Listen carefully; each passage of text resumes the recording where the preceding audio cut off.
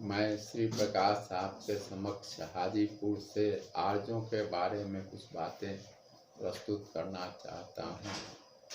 आर्यों का आगमन भारत में कहाँ से हुआ, इस संबंध में विद्वानों में अनेक मतभेद हैं। कुछ लोगों का ऐसा विचार है कि आर्य लोग भारत में मध्य एशिया से आए। आर्यों की एक शाखा ईरान चली गई और दूसरी शाखा भारत आ गई। आर्यों के आदि ग्रंथ ऋग्वेद और ईरानियों के आदि ग्रंथ अवेस्ता की भाषा बहुत कुछ मिलती जुलती है। इससे पता चलता है कि दोनों देशों के आर्य कभी एक स्थान पर रहते थे। इसी तरह से कुछ लोगों का विचार है कि आर्य लोग ध्रुव प्रदेश में रहते थे और वहीं से चल करके विभिन्न भागों में फैले। इस विचार के समर्थक लोकमान्य तिलक हैं। कुछ लोगों का कहना है कि आर्य लोग भारत के ही मूल निवासी हैं और यहीं से वे भारत के विभिन्न भागों में आगे बढ़े और दुनिया के दूसरे देशों में गए। आर्य मुख्यतः दो प्रकार के थे, एक गौर वर्ण के और दूसरे श्याम वर्ण के। आर्यों के से पहले जो एक सभ्यता भारत में थी वह सिंधु घाटी की सभ्यता थी, जो मोहनजोदड़ो हड़प्पा एवं राजस्थान और गुजरात तक फैली हुई थी और इस सभ्यता के विभिन्न केंद्र थे। कुछ लोगों का कहना है कि आर्य जब विदेश से आए तो उन्होंने इस सभ्यता का विनाश कर दिया। ऋग्वेद में ऐसा कुछ श्लोक है जिससे पता चलता है कि इंद्र ने घरों और नगरों का विनाश किया। इससे अनुमान लगाया जाता है कि सिंधु घाटी की सभ्यता का विनाश आर्यों ने किया। और यह भी कहा जाता है कि सिंधु घाटी सभ्यता के निर्माता द्रविड़ लोग थे, जो यहाँ से बाध्य होकर के दक्षिण भारत चले गए। लेकिन इस संबंध में और भी बहुत सारी धारणाएं हैं। वैदिक सभ्यता के लोग गंगा और यमुना के किनारे में ही मुख्यतः बसे, जो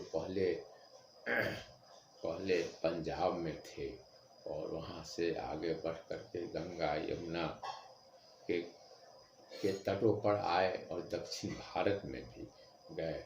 पहला जो व्यक्ति दक्षिण भारत गया वह अगस्त ऋषि कहे जाते हैं, जिन्होंने विंध्याचल पर्वत को पार कर करके दक्षिण में प्रवेश किया था। वहाँ आर्य सभ्यता और संस्कृति को फैलाया था।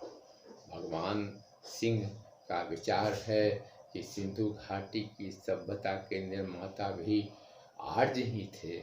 आर्यों ने ही सिंधु घाटी की सभ्यता का निर्माण किया था और ईसा के जन्म से 7000 वर्ष पहले सिंधु घाटी की सभ्यता का विकास हुआ था। उनका कहना है कि अगर कोई विदेशी आकर के सिंधु घाटी की सभ्यता का विनाश किया तो सिंधु घाटी के सभ्यता के विभिन्न केंद्रों का विनाश एक बार में नहीं हुआ, यह अनेक बार में हुआ। इसलिए यह कहना बहुत हद तक उचित नहीं जान पड़ता है। सिंधु घाटी की सभ्यता नगरीय सभ्यता थी। हड़प्पा और मोहनजोदड़ो इत्यादि में नगरों का विकास हुआ था, जो सुव्यवस्थित तरीके के नगर थे, जबकि वैदिक सभ्यता ग्रामीण सभ्यता थी। वैदिक आर्यों ने गांव में सुव्यवस्थित ढंग से ग्रामीण समाज का निर्माण किया था, जहां वह शांतिपूर्वक रहते थे। मैक्स मुलर ने भी यह माना है कि आर्यों की सभ्यता वैदिक सभ्यता ग्रामीण सभ्यता थी और गांव में ही आर्य रहा करते थे।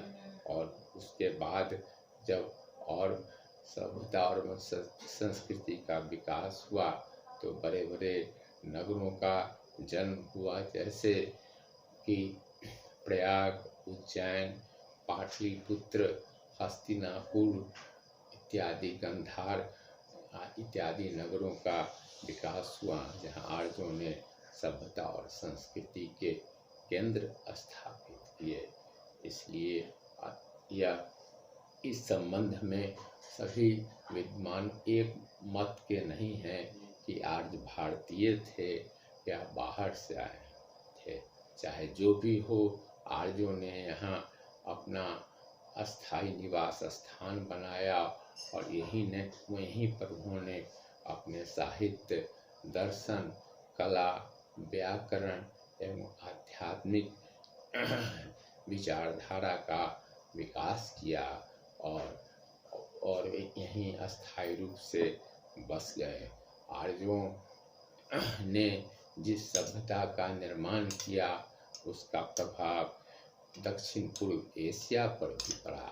दक्षिण पूर्व एशिया के विभिन्न देशों में इंडोनेशिया, मलेशिया, बर्मा और थाईलैंड में भी आर्य सभ्यता का प्रभाव पड़ा। आज भी इंडोनेशिया में अनेक द्वीपों पर आर्य या हिंदू सभ्यता का प्रभाव देखा जा सकता है। वहाँ कंबोडिया में बहुत अच्छे हिंदू मंदिरों का निर्माण किया गया और हिंदू मंदिरों को देखने के लिए दूर दूर से लोग कंबोडिया में आते हैं। भगवान बुद्ध और जैन धर्म ने वैदिक सभ्यता का विरोध किया, कर्मकांड का विरोध किया। वे उन लोगों ने शांति का मार्ग अपनाया। भगवान बुद्ध भी आर्य ही थे और इस नाते उन्होंने कर्मकांड और हिंसा का विरोध किया। भगवान बुद्ध का भी की विचारधारा भी दुनिया के विभिन्न देशों तक फैली था। आर्यों ने एक सुसंस्कृत और उच्च कोटि की सभ्यता का विकास किया।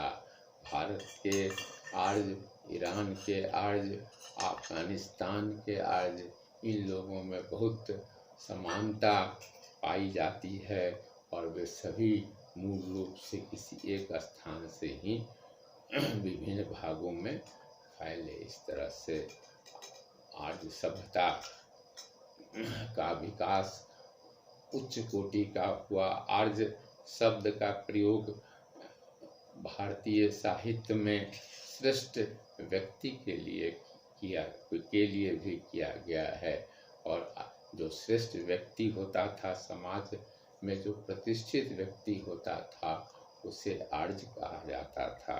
इसलिए कुछ विद्वानों की ऐसी धारणा है कि आर्य किसी जाति या वर्ण से संबंधित लोग नहीं थे, बल्कि समाज के प्रतिष्ठित और सुसंस्कृत व्यक्ति को आर्य कहा जाता है।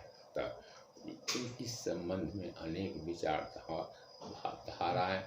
विचारधारा मौजूद है तथा यह निष्कर्ष निकाला जा सकता है कि आर्यों ने इस धरती को अपनी मातृभूमि मानकर यहाँ इसके विकास के लिए अपना सर्वस्व बलिदान किया।